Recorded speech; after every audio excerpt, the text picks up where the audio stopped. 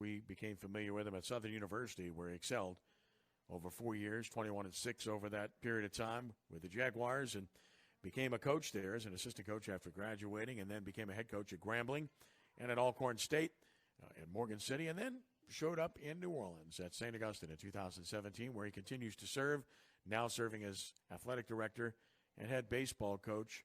He is our friend, Barret Ray, who joins us now. Barret, it's good to have you with us. I hope you're well in these strange times, man. Thanks for having me, Ken. I'm really excited to be on here and get a chance to chat with you a little bit, and very humbled and honored to be here.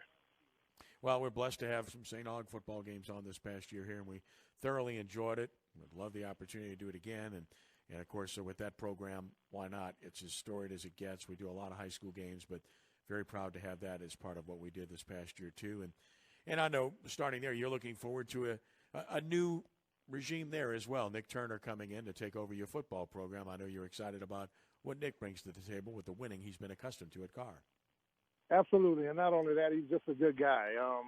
A lot of energy, a lot of enthusiasm, and watching some things today with him, just on his laptop, just going over some things with knowledge of the game, and I think that's going to be a difference. He's going to bring a lot of knowledge to the game, a lot of youth to the game, and a lot of energy, and I think that's something we need. He's enthusiastic, and I know him. He's a good guy, and I certainly think he'll do an excellent job there. I don't think there's any doubt about it. And, of course, with baseball, you didn't even get a real chance. You got a chance to play a few games. You got a look at a young man throwing 87, 89 miles an hour, and you saw some ability there. You also probably were looking forward to a league that might have been as good as it's been in recent years this year as it would have been, and of course, never got that opportunity. How difficult was that to have everything shut down and to have to tell those kids they're just not going to get the opportunity to play again? Very difficult, but you have to take the bitter with the sweet in these situations, and understand that what we were dealing with a pandemic is way bigger than baseball, is way bigger than sports, and you just have to shut it down. But I think we have a promising program that's coming up. From where it started at to where it's going now. We definitely have some young men that will play on the next level, whether it be Division I baseball or on the pro level. I'm really excited about where we're headed, and hopefully we could get some games in the summer if everything works out, like we hope it does with the numbers and everything decreasing. So we're looking forward to see what the summer holds for us in every sport, football, basketball, and also baseball. Speaking of basketball, got to another state championship game, quite an accomplishment. It was a year of challenges with a coach that had to miss some time, and Dion stepped in, did a good job. Mitchell came back, and the team, I thought, reached its full potential. There was just no way, no how they were going to beat Scotlandville. They were just too good, but it was a heck of a season. Oh, definitely. And if anybody, I was able to witness that at Scotlandville, and that was just tough. Hats off to Coach Johnson, Coach Dion, and what they did to be able to get there, and not only that, to see how they were able to compete there at Scotlandville that day. Hats off to Mitch because, it was a very trying season for him, but he did everything that he could do with his power to make sure that Dion was in good hands when he took that program over. And, I look at Dion, what he did, he went undefeated in district play. That's not easy to do in this district. And, just hats off to that program. And I think we are still headed in that right direction with that. We really have a lot of talented young guys that are really going to step up, in years to come and really do a good job. Visiting with Barret Ray of St. Augustine. And I know you don't want to comment on the LHSA stuff, so I'm not going to go there. But I will say this, and talked to Eddie Bonine today, wrote the story about it. The rest of the state is going to Phase 2, and Orleans Parish is not. So as of Phase 2, the rest of the state can have as many as 25 gathered together, working out and everything else, whereas in Orleans, that can only be 10 or fewer. It's a distinct disadvantage, and yet I understand what they're doing because the rest of the state, every single parish other than Orleans, has Phase 2 being implemented. And I'm not here to vilify what's going on in Orleans at all. I'm just saying it's different what they've chosen. And even Mr. Bonine said that with, saying that he knows that Mayor Cantrell has the city's best interest in mind and hopes that it progresses soon. At the same time, it is a bit of a disadvantage, isn't it? It is, but you just, again, have to deal with it. I think Mayor Cantrell is doing a wonderful job in her leadership, with this pandemic. And we just have to make do with what we can. And, Coach Foster and myself sat down today to put a plan together in place. And what it will do is make our days longer because of the least amount of guys that we can have is 10 in a group, and that's including the coach. So we're just going to make do. And it seems like the biggest challenge with that now is that our days will be longer. And so be it. You just have to make do with the opportunity you get and lack thereof the opportunity, and just make the best of it. And St. Augustine, we definitely not going to cry over spilled milk, and definitely not going to pout. We're going to strap up and work hard and get things done. How good is this league that you're part of, and how important and how special is it for St. Augustine to be an integral part of this league that's known as the Catholic League?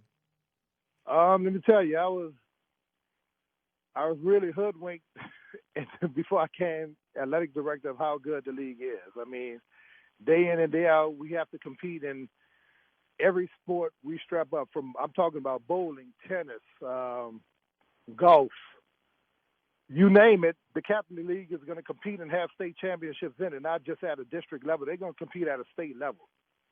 So, that's what our goal is at St. Aug, that, we want to be right there. We want to focus on getting right there with our peers and being able to compete in every sport. And, I mean, it's factual when you sit in at the meetings with the other athletic directors and everything else. St. Augustine High School is very relevant.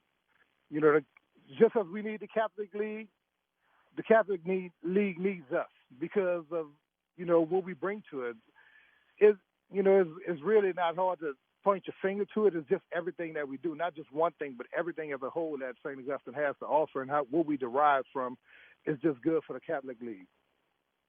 Visiting with Barret Ray of St. Augustine High School, 260-1061 to join us. And, of course, with what's happened with George Floyd, that has been the conversation, as well it should be, because of the injustice that we saw perpetrated. And I think there's a huge difference when people can actually see things. I think it has a stark reality to it. I remember when I was a kid, very young, and the late 1960s, and they started actually showing some of the real combat and things that were going on in Vietnam. And you actually saw death, and you saw maiming, and you saw injury and everything else. And it really hit home. It had a tremendous impact, I think, on the public. And I think I say that to say this, that when people see what has actually happened, and this is not to vilify an entire group of people, because Lord knows, I know you've got police detail at St. Aug, and a lot of those guys are really good people. I know a lot of really good people as well, but you have some bad people in all phases, and that's clearly the case with this particular situation. It was horrendous to watch. Not the first time. We just saw Aubrey in the incident that occurred not too long before that. So, as an African-American man, what did you encounter at a young age? How what's the right word? How strong was it? How much discrimination and racism did you see as a young man before you even got into athletics? I've seen my share of it. But again, St. Augustine was put there for times like this. For, as a community right now, we're tired and it hurts. And yes, we're scared for our kids. So when I did, go through the times that I did, I was prepared for what St. Augustine did for me, and also with my parents, the foundation they laid in there. And I think you and I, in a conversation we had earlier, just as friends, we were speaking about that your foundation starts with your parents and how you were raised, and that develops into a young man, into a human being. And then, once I stepped foot through the hallways at St. Augustine, it was taught that, hey, you have to be better than the next man. And speaking of the next man being your white peers, and it wasn't any secret there. And so, when you look at times like this in 2020, it hurts. It hurts. And, I had a little run in the 1990s with police in front of my mom's door, and I don't really speak much about it because I really don't remember it. I was so young. But what it made me do was realize that could have been me. That could have been anybody in our school, from the young men to when they get older to, the principal to whoever works at that school. So we have a different dynamic than most, and it hurts. And it also is frightening at times to, know that, we have to do what's best for these kids to raise them up so this won't happen to them. And also so they can understand exactly what is going on and be able to deal with it. So, you just try to have tough skin and stand for what's right and just keep moving. Just keep moving. I remember my coach in college, definitely he played Coach Kadar and Coach Calvin Bill, who played during the 70s. And, also my coaches at St. Aug, they always would say, press on, just keep moving. And I think right now that's my message to the young guys, that, stand up, be strong, stand on all 10 feet and press on, because these times are going to happen, and just be prepared for it. And it's so important to try to impart the right words to young men who see the injustice perpetrated and obviously are angry and should be angry, and how we channel our emotions and how we channel our anger, because we've all been angry in our lives about something. That's so important. But it is difficult when it's pretty clear there has been discrimination over an extended period of time. Look, we've gotten better, but that's not acceptable. You need to be at a level where it doesn't make any difference what your background is, what you look like, where you lived, or anything of this nature to be qualified to be what you can be. We see what the NFL has gone through and what they've tried to do with the Rooney Rule. We've seen other professions try to do things, and yet there's still a disparity that exists. And I, for one, and it's not grandstanding at all, but I hope in my lifetime we see that this is amended, that we're not only colorblind, but that we're class blind, because I think there's just as much class discrimination as there is color discrimination. And it's got to change. It's got to change in our lifetimes. Do you see progress having been made? How long a road do we have to walk to get this thing to where it needs to be? With all honesty, you do see change, but there's very little change, because you look back at times like this where you fall back into reality. And, we have to come to a point where we all can just be able to get along and all understand each other. Hey, Ken, I might not like everything you do, but if I respect you as a man and understand it, I think that's better than, like you said, channeling your anger in the wrong direction. Anger is a natural, reaction. And, I want these young guys to be angry, but channel that anger in the right way. And definitely cannot accept some of the things that, we had to accept. We accepted those things, back in the 70s. I remember in 87 going to a football game with my dad, and we accepted those things in order for now to get better. But to still see some of it now, trickling away, it hurts. It hurts. So the only way we're going to be able to get past this is we all come together. And, I do see that down the line, but it's going to take hard times like this. It's going to take tough conversations. And, hey, sports might be the way to bring it all back together. Who knows? And, but to answer your question, you do see improvement, but there's a whole lot more of improvement that needs to happen. I certainly concur with that, and I think we need to have ears to hear and eyes to see. But more than Absolutely. That, we have to be patient and diligent enough to listen, and try to understand. Nobody says you have to agree on everything at all, but you can respect each other, understand each other, live comfortably with each other, and treat each other as men and as women and with respect. And it's just not hard to do. I have a hard time understanding why we aren't at that point and why hatred is so venomous in our society, and it fills so many hearts and minds. I don't get it as an individual, and I pray about it, but I also try very hard to reach out as much as possible, and I need to do better. But then again, I think that's true of everybody. But it takes a sincere effort, and I think the word sincere is the right word.